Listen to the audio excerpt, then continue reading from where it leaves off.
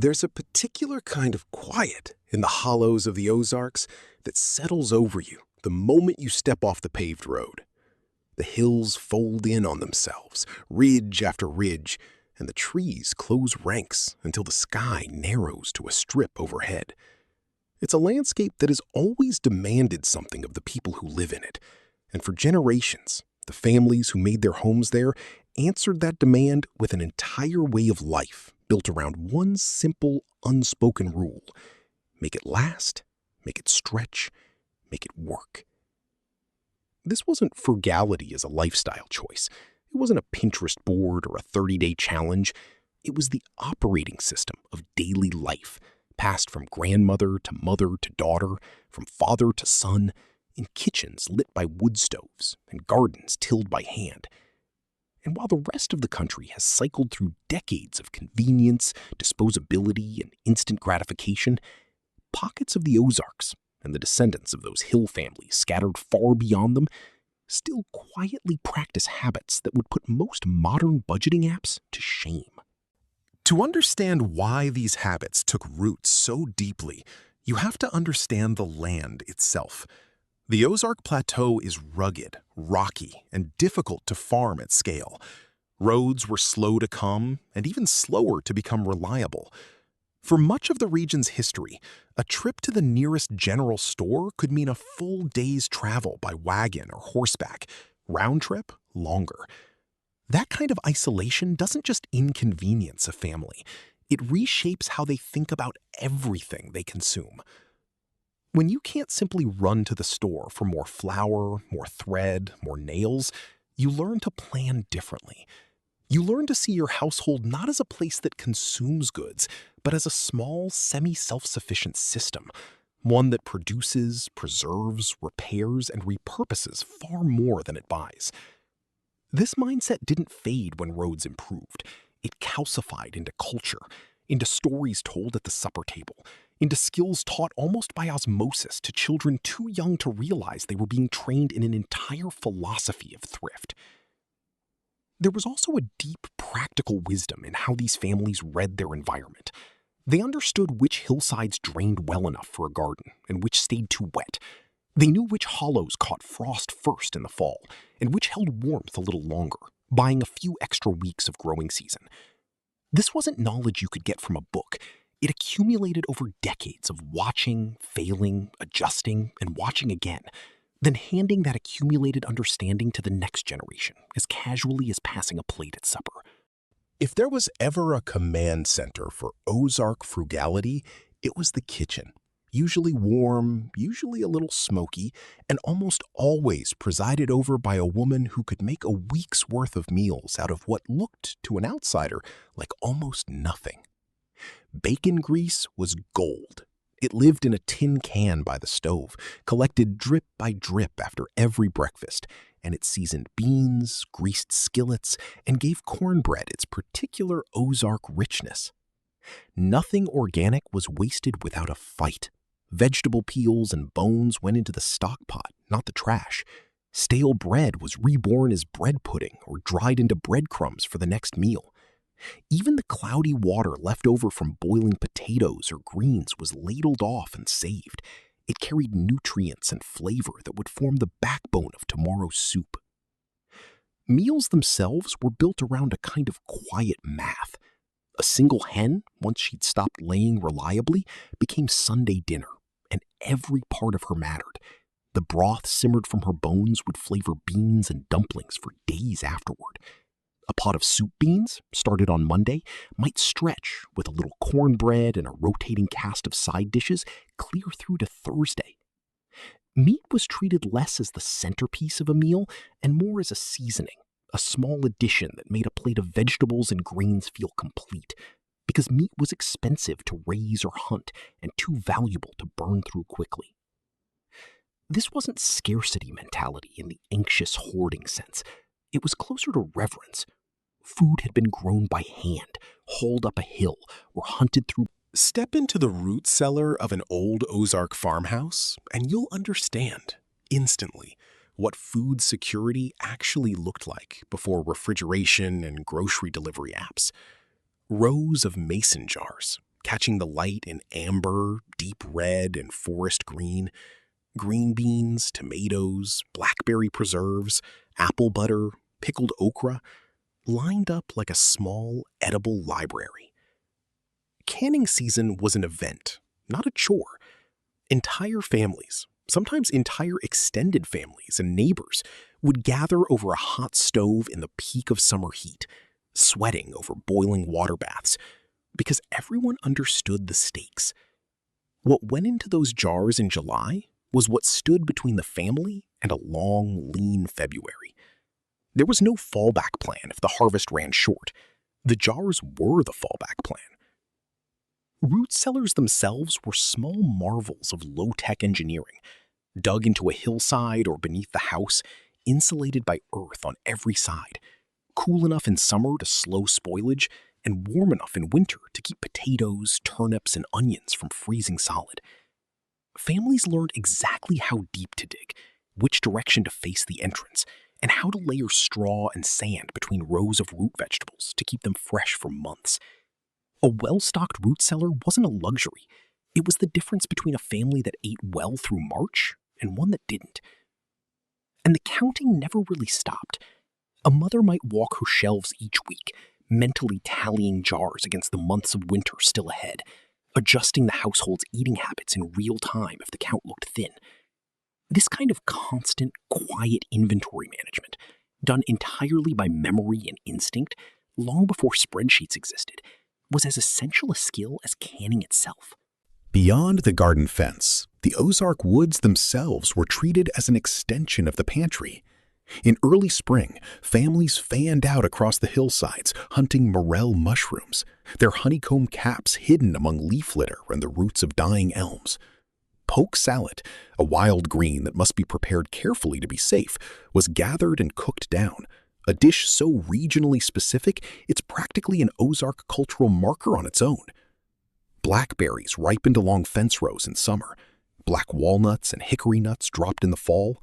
Wild persimmons, sweet only after the first frost, offered a final harvest before winter closed in. Hunting and fishing rounded out this wild pantry.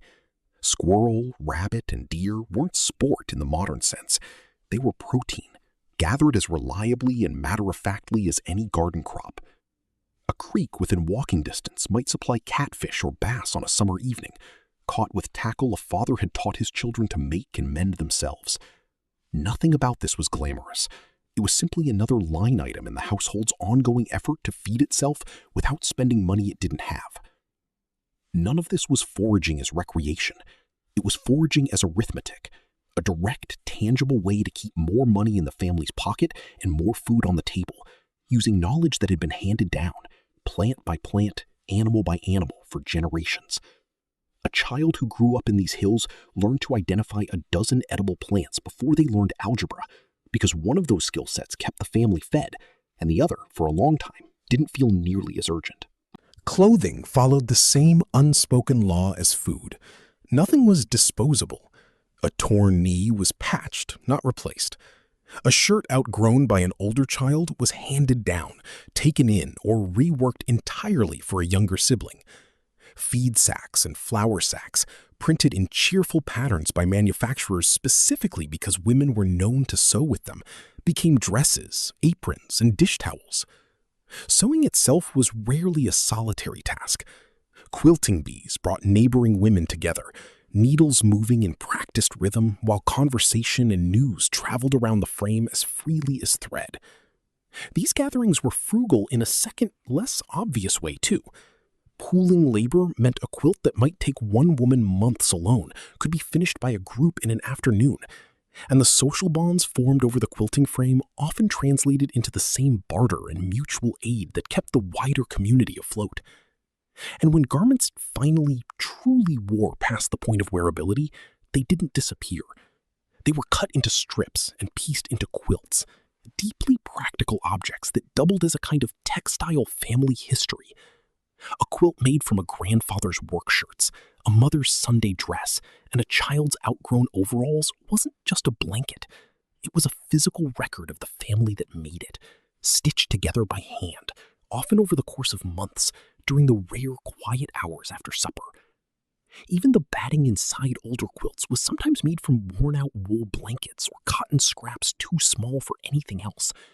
Proof that the use-it-up philosophy extended down to the very last thread. Few Ozark households of the era were farms in any large commercial sense, but nearly all of them kept something. A handful of laying hens, a hog fattened through the fall, a milk cow tethered near the barn. These animals weren't a business, they were infrastructure, quietly supplying eggs, milk, butter, and eventually meat without a single trip to a store. Hog killing time, usually in the first hard cold snap of late fall, was as close as these families came to industrial food production, and it too followed the waste-nothing ethic to its logical extreme. Meat was salted, smoked, or canned. Fat was rendered into lard. Even the parts modern shoppers would never consider, the feet, the head, the intestines, were transformed into scrapple, souse, or sausage casings. A single hog, properly processed, could feed a family for months, and the day itself often became a shared community event, with neighbors trading labor for a portion of the meat.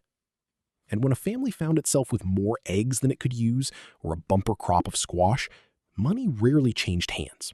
Instead, a barter economy hummed quietly beneath the surface of daily life. Eggs traded for garden seed, a day of fence mending traded for a load of lumber, a jar of honey traded for a sharpened set of tools. This system built something money transactions rarely do: genuine interdependence between neighbors, and a community memory of who had helped whom and when. A family that had helped a neighbor through a hard winter could years later call on that same goodwill without either side ever writing anything down. Perhaps the most overlooked of these old habits is how Ozark families approached shelter and warmth. Homes were built, quite literally, from what the land provided. Local stone for foundations, timber cut and milled from the family's own acreage. And they were rarely built all at once. A single room might serve a young family for years before a second was added, funded not by a loan, but by whatever cash or trade goods had slowly accumulated. This incremental approach to building shows up, if you know where to look, in the architecture of old Ozark farmhouses, even today.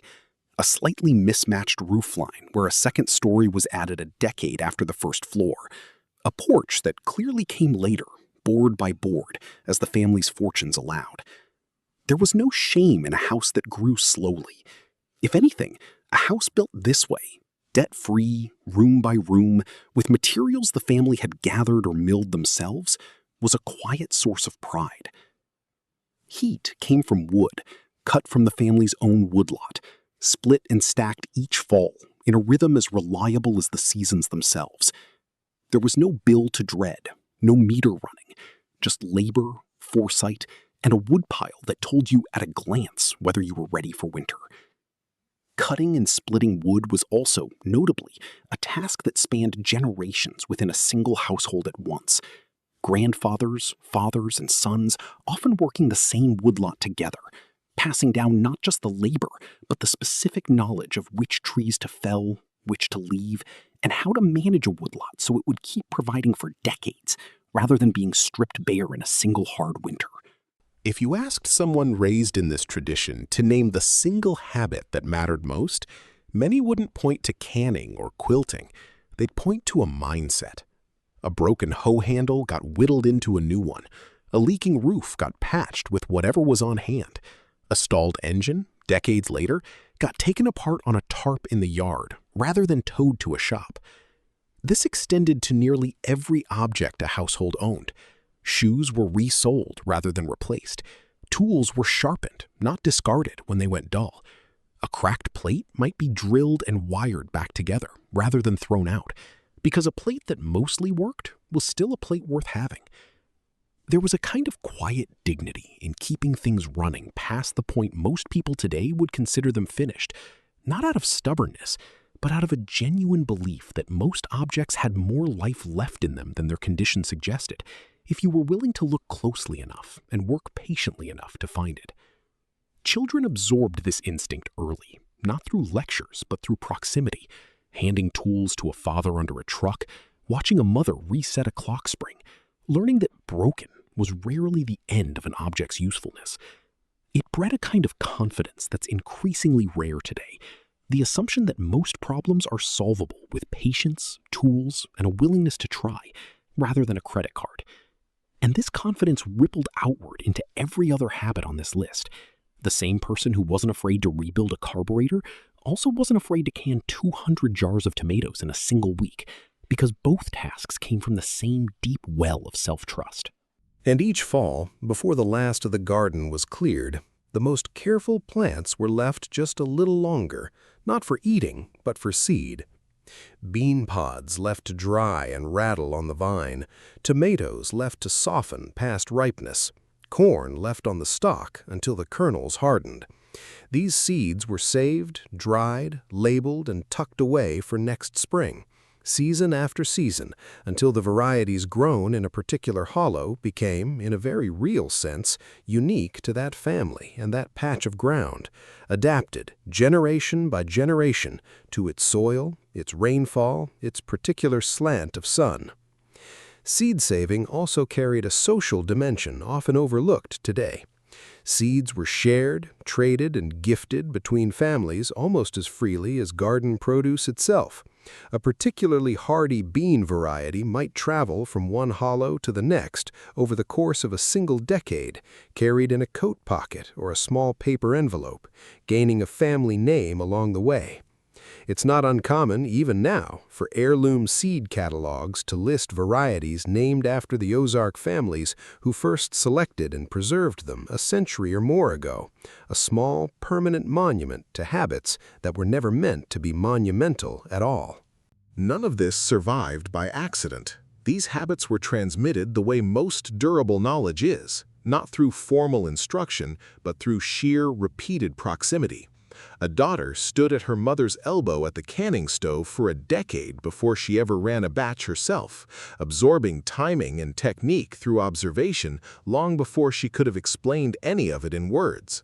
A son followed his father into the woodlot each autumn from the time he could carry a hatchet, learning the weight and balance of an axe through his hands before he ever learned it through instruction.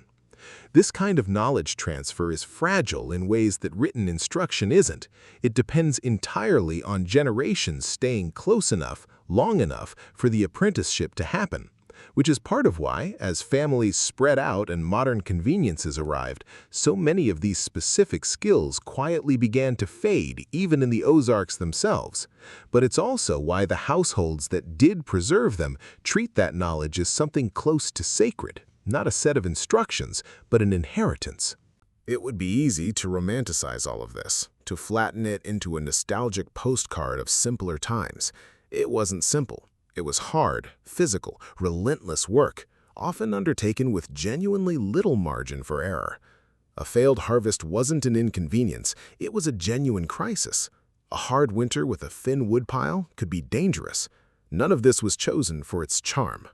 But the philosophy underneath it, waste nothing, rely on your own hands, plan today for a leaner tomorrow, has aged remarkably well. In an era of overflowing landfills, planned obsolescence, and grocery bills that seem to climb every season, there's something almost radical about a family that can feed itself from a garden and a hillside, mend rather than discard, and build a home one paid-for room at a time. The Ozark families who passed these habits down weren't trying to make a statement. They were simply doing what worked, generation after generation, with the tools and the land they had. That it still works today, quietly, stubbornly, in root cellars and sewing baskets and woodpiles scattered across those same hills, might be the most convincing argument for frugality there is. And for anyone willing to look closely, it's also an open invitation. These habits were never secret because they were hidden. They were secret only because, for a long time, almost nobody thought to ask.